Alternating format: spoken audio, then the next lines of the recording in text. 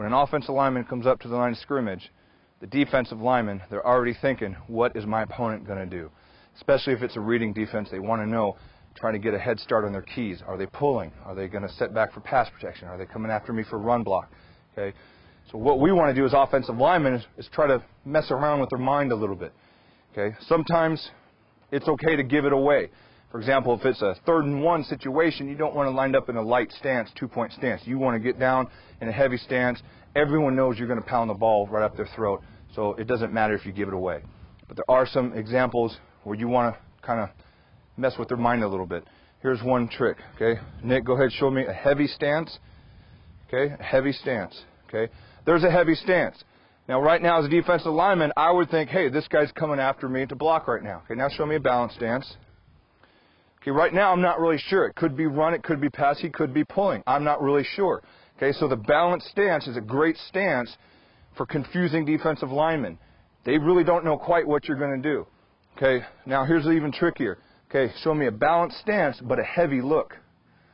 Okay, all he's going to do is he's going to dig that hand down in the ground a little bit harder. Okay, you can see it looks like the weight's on his hand. It looks more like a heavy stance, but in actuality, it is a true balanced stance. He can move any direction he wants. He can set for pass.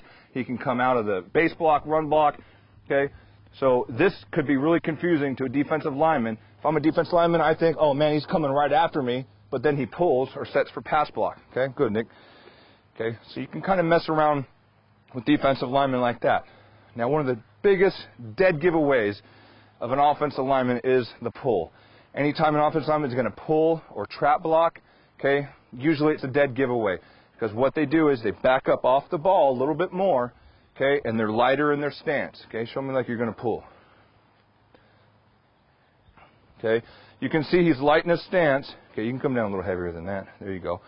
Okay, he's light in his stance. It looks like he's going to pull there or close to it.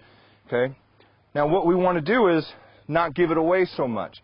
Okay, so that's where we can use that heavy looking stance, where he can still feel comfortable enough to be able to pull out of his stance, okay, but it looks like a heavy stance. Okay, good, Nick. Back up. Now, sometimes you want to back up off the ball, okay, and make the defensive lineman think that you are pulling, but in actuality you're not. Okay. Now, these mind games, you know, it's kind of like a double-edged sword. Sometimes they work, sometimes it doesn't. So you need to be very careful. You need to know when to use them also. Situational things like that. Okay, for example, if it's 3rd and 11, okay, and you come out in a 2-point stance like this, okay, and that defensive end thinks it's pass rush all the way, well, sure, pass rush, but all of a sudden now you throw them by and it's a draw play. Okay, so that's a great technique on a draw play or a screen to go ahead and get in that 2-point stance, give away the pass, okay, let him think that it's a pass all the way, kick step, make him confirm that it's a pass, and then you're off on a screen or a draw. Okay, so you need to pick and choose how you want to play your mind games. Another mind game you can use is what we call false calls.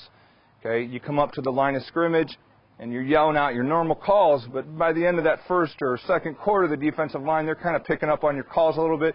You can throw them for a loop. Maybe you call a gut and it's really not a gut. Or you can call out, you know, hey, it's on 2, it's on 2. Have a little code word. They think it's on 2, but it's on first sound. Okay, things like that. But again, you need to be careful. You need to have a fairly smart offensive line and discipline to make sure that they're not making, you know, too many false calls that they confuse themselves and shoot themselves in the foot. Another trick that you can use, a lot of times linemen get to the line of scrimmage and they're so busy thinking about who they're going to block that they forget what the count is. Okay, is it on 1? Is it on 2? Is it on first sound? Okay, they forget those things. A lot of teams have code words that they use, you know, deuce, 2, whatever the case may be. One thing that we use is what we call what's for dinner. Okay, well, if I say, Nick, what's for dinner? And if he says taco, I know it's on 2. Okay, taco has 2 syllables, so it's on 2. If he says burrito, 3 syllables, so that's on 3. If he says beans, 1 syllable, then I know it's on 1. Okay, if I say what's for dinner and no one answers me, then I know it's on first sound. Okay, there's nothing for dinner. It's on first sound. Okay, you can use all kinds. You can use whatever, steak, mashed potatoes, whatever you want.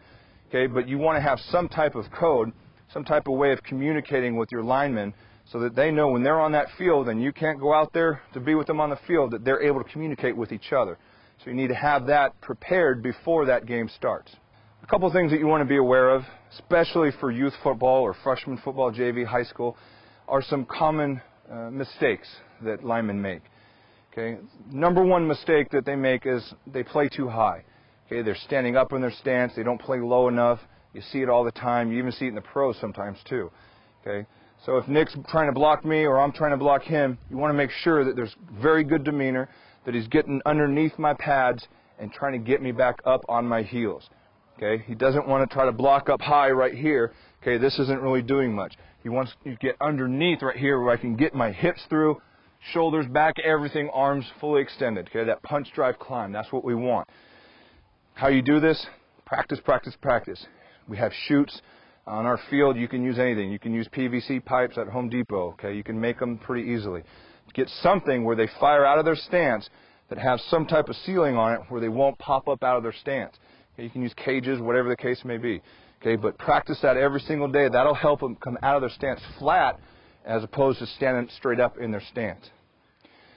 Another thing that a lot of linemen do, especially at the youth level and in the early high school level, is when they break the huddle, they look directly at the guy they're blocking. It's a dead giveaway. Okay, I tell my defensive linemen all the time, look at the guy right in the eyes as soon as he breaks that huddle. If he looks at you, 99% of the time he's going to block you. If he looks at a linebacker, he's going at that linebacker, which means you're going to get trapped or down blocked. Okay, so there's a lot of things that you can tell your defensive linemen to look for as an offensive lineman when they break the huddle. So as an offensive lineman, you need to be aware of that. You come out of the huddle and just look straight ahead. Don't look at anyone in the eye, anything like that. Look straight ahead, get down in your stance and keep looking straight ahead. Don't look off, I'm blocking 46 or whoever, okay? Keep it straight. When it comes to conditioning linemen, there's a lot of theories out there. One thing that I really like to do is the drills that we do. I condition them during the drills, conditioning them during practice. Okay, so for example, the mirror drill is a great drill to use, not just for technique and for footwork, but for conditioning as well. Okay, when I condition, I primarily do it for short bursts. I try to simulate the game time scenario. Average play lasts around 6-7 seconds or so. So whatever it is that we're doing, say a mirror drill, for example, we'll just do that for a very intense 6 seconds. Okay, it is full go game time speed for 6 seconds straight. They'll switch for 6 seconds. They'll get 6 seconds rest, and then they're right back in it again. So there's about a 3 or sometimes a 4-man rotation going on, but it keeps it going quick, gets the heart rate up going quick, gets the feet moving, and it also helps with the mental discipline of it as well, because when they do get tired in the games, it keeps them going, it keeps them going, it keeps them going. They got to be that mentally tough as well. So the best type of conditioning you can do is the conditioning that you use for your technique and for your drills that you're using. If you're blocking on sleds or bags or something like that, have them do that as conditioning. It's a great way to get the body conditioned, great way for them to use technique, especially when they start to break down and get tired. Okay, I do early on in the year, spring, early summer, do a little bit of distance conditioning. It's not really distance. I don't have them run miles or anything like that. Leave that for the cross-country runners. Okay, we want to develop explosive power, explosive quick bursts of speed. Most of the drills are 10, 20 yards at the most. The only drill that I really do use that's long distance, line them up on the sidelines. We'll sprint to the hash, back to the sideline, sprint to the far hash, back to the sideline, and then sprint to the far sideline. We'll do maybe 4 to 6 of those and work our way up maybe to 7 or 8 of those. But that's really about as long distance as we get. The bottom line when it comes to conditioning is what you do in the game is what you want to simulate on the field. So if you're doing 6-7 second bursts at a time, blocking, quick bursts, 10-yard sprints, that's what you want to do during the practice. Okay, if you don't want to do long distance sprinting, that's a whole other sport. Okay, football is a game of quick burst, explosive power, and so that's how you want to condition.